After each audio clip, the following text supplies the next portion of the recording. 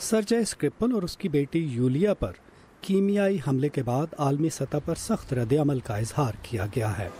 امریکہ نے 60 روسی سفارتکاروں کو ملک سے نکل جانے اور سیاٹل میں روسی قونصل خانے کو بند کرنے کا حکم دیا ہے۔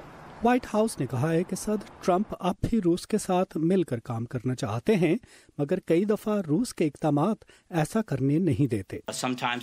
برطانیہ میں زہریلا حملہ جو ایک لحاظ سے آج کے اعلان کا سبب بنا ہے، ایک بہت بے باک حملہ تھا۔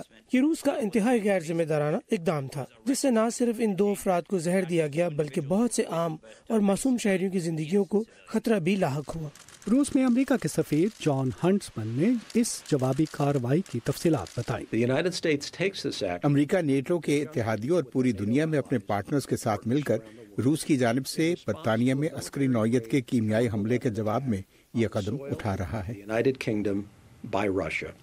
امریکہ میں روسی سفیر اناٹولی اناٹوف نے کہا ہے کہ ماسکو کے لیے یہ اخراج غیر متوقع ہے اور اس تعمیری گفتگو کے برعکس ہے جو صدر ٹرمپ اور روسی صدر پیوٹن کے درمیان ٹیلی فون پر ہوئی۔